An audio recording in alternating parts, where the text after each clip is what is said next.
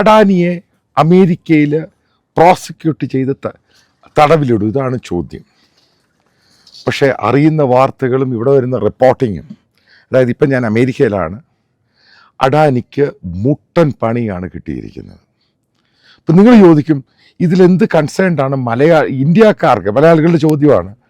ഇതിനകത്ത് ഇന്ത്യക്കാരനായ ഗൗതം അഡാനി, അദ്ദേഹത്തിൻ്റെ കമ്പനി, അവർക്ക് എന്തുവാണ് അമേരിക്കൻ കണക്ഷൻ? ഇതാണ് ചോദ്യം. ബേസിക്കലി മനസ്സിലാക്കേണ്ടത്, ഗൗതം അഡാനി, അതായത് ഗ്രീൻ എനർജി സംഭവം തുടങ്ങിയ സമയത്ത് അദ്ദേഹത്തിൻ്റെ ഏകദേശം 3 ബില്യൺ അതിൻ്റെ ഇൻവെസ്റ്റ്മെൻറ്റ് പോയിരിക്കുന്ന അമേരിക്കൻ സിറ്റിസൻ്റെ കയ്യിൽ നിന്നാണ്. അത് ഇവരാണ് ഏറ്റവും കൂടുതൽ ഈ പ്രോജക്റ്റുമായിട്ട് ബന്ധപ്പെട്ട് 70% ഇൻവെസ്റ്റ്മെൻറ്റ് നടത്തിയിരിക്കുന്നത്. ഇതാണ് ആദ്യത്തെ സംഭവം. രണ്ടാമത്തെ ഒരു സംഭവമുണ്ട്. അമേരിക്കയിൽ ഈ വൈറ്റ് കോളർ കറപ്ഷൻ എന്ന് പറയുന്നത് വലിയ തെറ്റാണ്, വലിയ കുറ്റമാണ്.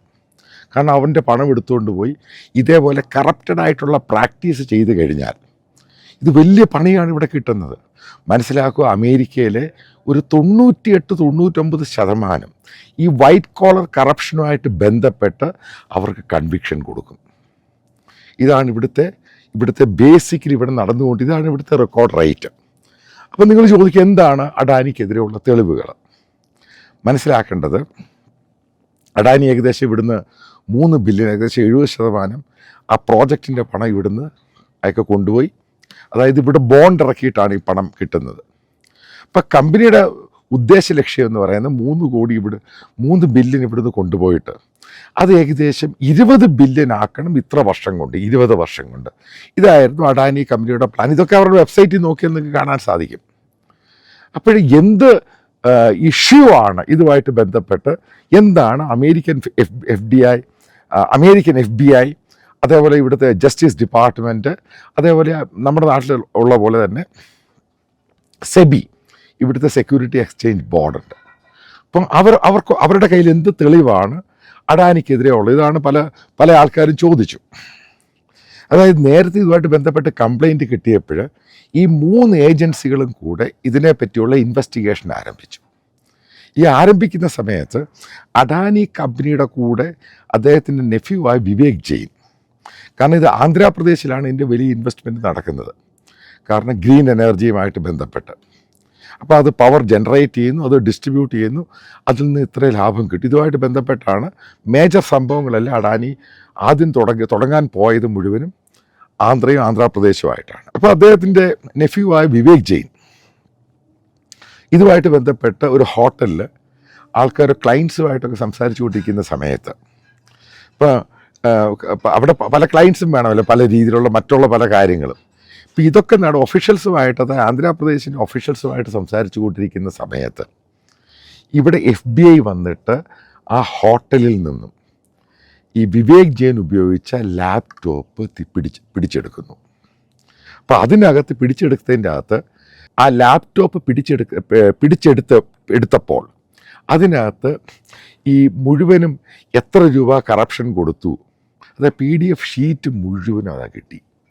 എത്ര രൂപ ഇന്നയാൾക്ക് കറപ്ഷൻ കൊടുത്തു, എത്ര ഇന്നയാൾക്ക് കറപ്ഷൻ കൊടുത്തു, ഈ കറപ്ഷൻ എമൗണ്ടും ഏതൊക്കെ ഒഫീഷ്യൽസിനാണ് കൊടുത്തത് അതുൾപ്പെടെയുള്ള കാര്യങ്ങൾ. ഏകദേശം 250 മില്യൺ അമേരിക്കൻ ഡോളർ, ഏകദേശം 2000-ഓളം കോടി രൂപ ഇന്ത്യൻ കറൻസിയാണ് ഈ പ്രോജക്റ്റുമായിട്ട് ബന്ധപ്പെട്ട് അഡാനി ഗ്രൂപ്പ് ഇന്ത്യയിലെ വിവിധ ഒഫീഷ്യലുകൾക്ക്, അതായത് ബ്യൂറോക്രാറ്റ്സിനും അതേപോലെ തന്നെ ചില പൊളിറ്റീഷ്യൻസിനും കറപ്ഷൻ, അതായത് പണം കൈക്കൂലി കൊടുത്തിരിക്കുന്നത്. ഇതാണ് ഒന്നാമത്തെ തെളിവ്. രണ്ടാമത്തെ തെളിവ് വിവേക് ജെയിനാണ് ഇതുമായിട്ട് ബന്ധപ്പെട്ട് ഈ പ്രോജക്റ്റ് എക്സിക്യൂട്ട് ചെയ്യാതെ. ഗൗതം അഡാനിൻ്റെ മക്കളും ഇതിനകത്തുണ്ട്, സാഗർ അഡ്വാനിയുണ്ട്, ഇവരൊക്കെ ഉണ്ട്. പക്ഷേ ഈ വിവേക് ജെയിൻ എന്ന് പറയുന്ന നെഫ്യൂവാണ് ഇതിന് മുൻകൈയെടുത്ത് ഈ കാര്യങ്ങളെല്ലാം എക്സിക്യൂട്ട് ചെയ്തത്. കാരണം ഗവൺമെൻറ് ഒഫീഷ്യൽസുമായിട്ട് ലൈസണൊക്കെ ചെയ്ത് ഈ കാര്യങ്ങൾ മുന്നോട്ട് കൊണ്ടുപോയത്. അപ്പം വിവേക് ജെയിൻ്റെ മൊബൈലിൻ്റെ അകത്തുണ്ടായിരുന്ന വാട്സപ്പ് ചാറ്റുകളുണ്ട്. ഈ ഒഫീഷ്യൽസ് ഇന്നടുത്ത് കാണാം, ഇത്ര മിനിറ്റ്, ഇന്ന ദിവസം ഗൗതം അഡാനി ഇന്നടുത്ത് വരും, അപ്പോൾ അവിടെ വെച്ച് ഇതുമായിട്ട് നിങ്ങളോട് സംസാരിക്കും. അപ്പം ഈ പറയുന്ന ഡേറ്റുകളിലൊക്കെ ഈ വിവേക് ജെയിൻ പറയുന്ന കോൺവെർസേഷൻ ഡേറ്റുകളിലെല്ലാം ഈ ഗൗതം അഡാനി അവിടെ പോയി ആൾക്കാരെ കണ്ടിട്ടുണ്ട്. ഇത് രണ്ടാമത്തെ തെളിവ്. കാരണം അവിടുത്തെ CCTV ഫുട്ടേജും ഈ പറയുന്ന ഡേറ്റും എല്ലാം നോക്കിക്കഴിഞ്ഞപ്പോഴും ഇവിടെയൊക്കെ ഗൗതം അഡാനി പോയി ഇവരുമായിട്ട് ഡിസ്കസ് ചെയ്ത് ഫൈനൽ സെറ്റിൽമെൻറ്റ് വന്നിട്ടുണ്ട്. ഇതാണ് മറ്റൊരു ക്രൂഷ്യൽ തെളിവെന്ന് പറയുന്നത്. അതായത് മനസ്സിലാക്കുക, ഇന്ത്യയിലുള്ള ഗൗതം അഡാനി കമ്പനിക്കെതിരെ അന്വേഷണം നടത്തി ഈ ലാപ്ടോപ്പ് പിടിച്ചെടുത്ത് അവർ ഇന്ത്യയിൽ നിന്നും അമേരിക്കയിലേക്ക് പോയപ്പോൾ ഇന്ത്യ ഗവൺമെൻറ് അതിനെ തടുത്തില്ല. കാരണം ഇന്ത്യ ഗവൺമെൻറ്റിനോടും കൂടെ പറഞ്ഞിട്ടാണ് ഈ അന്വേഷണം ഗൗതം അഡാനിക്കെതിരെ ഇവർ മുന്നോട്ട് പോയത്. അത് ആദ്യം മനസ്സിലാക്കേണ്ടത്. അപ്പോൾ നിങ്ങൾ ചോദിക്കും, അമേരിക്കയിൽ കറപ്ഷൻ ഇല്ലേ? ഈ ചോദ്യം ഉണ്ടാകാം. അമേരിക്കയിൽ ഈ പറയുന്ന ഗൗതം അഡാനി എംപ്ലോയീസ്, അതായത് ഗവൺമെൻറ് ഒഫീഷ്യൽസിനും പൊളിറ്റീഷ്യൻസിനും കൊടുത്ത കറപ്ഷൻ എന്ന് പറയുന്നത് കറപ്ഷനാണ്. അതായത് വൈറ്റ് കോളർ കറപ്ഷനാണ് ആ സംഭവം. പക്ഷേ അമേരിക്കയിലെ ലോബിയിങ് എന്ന് പറഞ്ഞ സംഭവം നിങ്ങൾ കേട്ടുകയാണ്. എന്താണ് ഈ ലോബിയിങ്? അതായത് ഇപ്പോൾ ട്രംപ് അഡ്മിനിസ്ട്രേഷൻ, ട്രംപിൻ്റെ പാർട്ടിക്കാർ അല്ലെങ്കിൽ ട്രംപിൻ്റെ ഏതെങ്കിലും ഒരു കോർപ്പറേറ്റ് കമ്പനി, അവർ ട്രംപിനെ സപ്പോർട്ട് ചെയ്ത് ലോബിയിങ് ചെയ്യാൻ ട്രംപിൻ്റെ പാർട്ടിക്ക് ഇപ്പോൾ ഒരു $5000 കൊടുക്കുന്നു.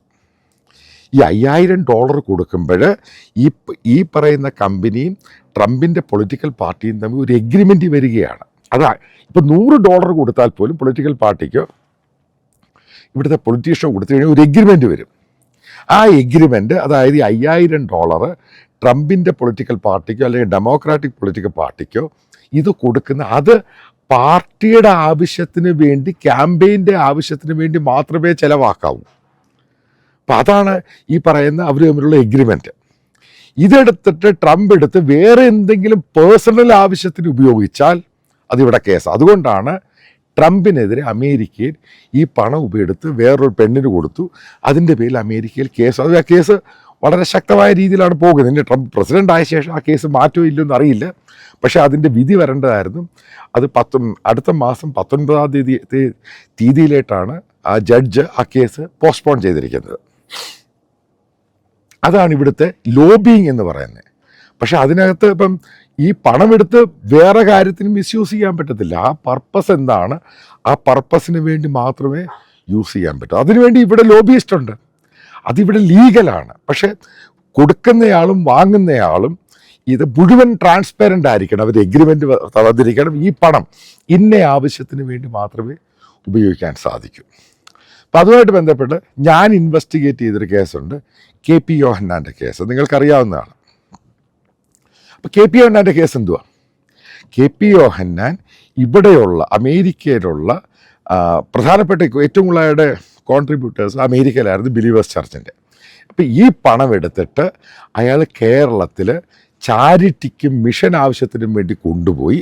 പക്ഷേ ഈ പണം എത്തിയത് അയാളുടെ പേഴ്സണൽ ആവശ്യത്തിനും ഈ പല എസ്റ്റേറ്റുകൾ വാങ്ങാനും ആശുപത്രികൾ പണിയാൻ വേണ്ടി ഉപയോഗിച്ചു. ഇതാണ് ഇഷ്യൂ. ഇതിൻ്റെ പേരിലാണ് ടെക്സാസ് കോർട്ടിൽ കേസ് കൊടുത്ത സമയത്ത് ഞാൻ അതിൻ്റെ ഒരു വിറ്റ്നസ്സാണ്. ഞാനാണ് ഈ പേപ്പേഴ്സ് എല്ലാം കൊണ്ട് സബ്മിറ്റ് ചെയ്ത് എവിടെയൊക്കെയാണ്. കാരണം ഞാൻ RTA ഉപയോഗിച്ച് ഈ പേപ്പേഴ്സ് എല്ലാം എടുത്തു. ഇന്ത്യയിൽ പലയിടത്തും ഇയാൾ ലാൻഡ് മേടിച്ചിട്ടേക്കാണ്. അപ്പം അതൊരു കാരണവശാലും അതിൻ്റെ ഇത് കൃത്യമായിട്ട് പറയുന്നുണ്ട്. ഈ കൊടുക്കുന്ന പണം അവിടെ ലാൻഡ് വാങ്ങാൻ എടുക്കരുത്, അവിടെ ഒരു പേഴ്സണൽ ഇൻട്രസ്റ്റിന് വേണ്ടി ആകരുത്, അതവിടെ ചാരിറ്റി പർപ്പസിന് വേണ്ടി ആയിരിക്കണം. അവിടെ പ്രത്യേകം പറയുന്നുണ്ട് ഈ പണം എടുത്ത് അവിടെ ആശുപത്രി പണിയാൻ ഉപയോഗിക്കരുത്, ഈ പണം എടുത്ത് അവിടെ വിദ്യാഭ്യാസ സ്ഥാപനങ്ങൾ പണിയാൻ ഉപയോഗിക്കരുത്, കൃത്യമായിട്ട് പറയുന്നുണ്ട്. അപ്പം അതെല്ലാം തെറ്റിച്ചുകൊണ്ടാണ് KP യോഹന്നാൻ ഈ സാമ്രാജ്യം സ്വന്തം എന്ന നിലയിൽ ഇയാൾ ബിലീവേഴ്സ് ചർച്ചിൻ്റെതാണെന്ന് പറഞ്ഞ് പലതും മേടിച്ചിട്ടപ്പോഴാണ് ഇവിടെ കേസ് സ്ട്രോങ് ആവുകയും അയാൾക്കെതിരെ നടപടി. കാരണം ഈ കൊടുത്ത കുറേ ആൾക്കാർ പറഞ്ഞു ഞങ്ങൾ ഈ കൊടുത്ത പണം അവർക്ക് തിരികെ വേണം. അങ്ങനെ ഏകദേശം 250 കോടി രൂപ. അപ്പം ജഡ്ജിൻ്റെ അടുത്ത് ഈ കേസൊക്കെ വന്നു. അന്ന് KP യോഹന്നാന് വേണ്ടി കേസ് വാദിച്ചത്, ടെക്സാസ് ഡിസ്ട്രിക്ട് കോർട്ട് ഈ കേസ് വാദിച്ചത് ജോർജ് W. ബുഷിൻ്റെ, അതായത് ജൂനിയർ ബുഷിൻ്റെ പേഴ്സണൽ ലോയറാണ് ആ കേസ് വാദിച്ചത്. എന്നിട്ട് പോലും ആ കേസ് തോൽക്കാൻ പോകുന്നതെന്ന് മനസ്സിലായപ്പോൾ ആരൊക്കെയാണ് ഇത് ആപ്ലിക്കേഷൻ കൊടുത്തത്? റീകോ കേസാണ്, റാക്കറ്റർ ഇൻവോൾവ്മെൻറ്റ് അട്രോസിറ്റീസ് എന്ന് പറഞ്ഞ കേസാണ്. ഈ കേസിനകത്ത് കയറുകയും KP യോഹന്നാൻ ഈ പറഞ്ഞ ആൾക്കാർക്ക് എത്രയാണ് പണം അവരിൽ നിന്ന് വാങ്ങിയത്, ആ പണം കൊടുത്തിട്ട് ഈ കേസ് സെറ്റിൽ ചെയ്തു. ഇതാണ് സംഭവം എന്ന് മനസ്സിലാക്കുക. അതാണ് അമേരിക്കയുടെ ഇവിടുത്തെ, അതായത് വൈറ്റ് കോളർ കറപ്ഷൻ എന്ന് പറയുന്നത് ഭയങ്കര തെറ്റാണ് ഇവിടെ. വല്ലാത്ത രീതിയിൽ കൺവിക്ഷനാണ്, ശക്തമായ നടപടിയെടുക്കും. അപ്പോൾ അതും ഇതുമായിട്ട് കമ്പയർ ചെയ്യുമ്പോൾ സംഭവമാണ്. കാരണം അവരുടെ പണം വാങ്ങിയിട്ട് ആ പണം അവിടെ കൊണ്ടുപോയി അവിടെ ഒഫീഷ്യൽസിന് കൈക്കൂലി കൊടുത്തിട്ട് ഈ പ്രോജക്റ്റ് കിട്ടുവാൻ വേണ്ടി ഗൗതം അഡാനിയും അയാളുടെ കമ്പനിയും തൂക്കിയപ്പോൾ ഇതൊക്കെയാണ് തെളിവുകളായിട്ട് അമേരിക്കൻ ഇൻവെസ്റ്റിഗേറ്റീവ് ഏജൻസികളുടെ മുമ്പിൽ വന്നിരിക്കുന്നത്. ജസ്റ്റിസ് ഡിപ്പാർട്ട്മെൻറ്റും FBI ആണെങ്കിലും അതേപോലെ തന്നെ ഇവിടുത്തെ സെബി സെക്യൂരിറ്റി എക്സ്ചേഞ്ച് ബോർഡിൻ്റെ മുമ്പിൽ വന്നിരിക്കുന്നത്. ഇതെല്ലാം നോക്കുകയാണെങ്കിൽ ഈ കേസ് ഗൗതം അഡാനി വിജയിക്കാനുള്ള സാധ്യത കുറവാണ്. മനസ്സിലാക്കുക, ഇത് ഹിൻഡൻബർഗിനെ പോലെ ഒരു ഷോർട്ട് സെല്ലിങ്ങും പരിപാടിയൊന്നുമല്ല. ഇത് അമേരിക്കയിലെ ഒരു പ്രധാനപ്പെട്ട ഒരു ഡിവിഷനാണ്, ഡിപ്പാർട്ട്മെൻറ്റാണ് ഇതെല്ലാം. അപ്പോൾ അവർ ഈ കേസ് ഫയൽ ചെയ്ത് ഫർദർ ചാർജ് ഷീറ്റ് ഏകദേശം 56 പേജിൻ്റെ ചാർജ് ഷീറ്റാണ് അവർ പ്രൊഡ്യൂസ് ചെയ്തിരിക്കുന്നത്. ഇതനുസരിച്ച് പോവുകയാണെങ്കിൽ 100% ഇന്ത്യയും അമേരിക്കയും തമ്മിലുള്ള, അതായത് അന്യോന്യം കുറ്റവാളികളെ കൈമാറും. കാരണം അല്ലെങ്കിൽ അമേരിക്കയ്ക്ക് ഇന്ത്യക്ക് മുന്നോട്ട് ബിസിനസ് ചെയ്യാൻ പറ്റത്തില്ല. ഇതനുസരിച്ച് ഗൗതം അഡാനിക്ക് അമേരിക്കയിൽ ജയിൽ ശിക്ഷ കിട്ടാനുള്ള സാധ്യത 99% ഉണ്ട്. കാരണം തെളിവെല്ലാം ഉണ്ട്. കാരണം ഇത് ചെയ്തിട്ടാണ് ഇതൊക്കെ ചെയ്തിരിക്കുന്നത്.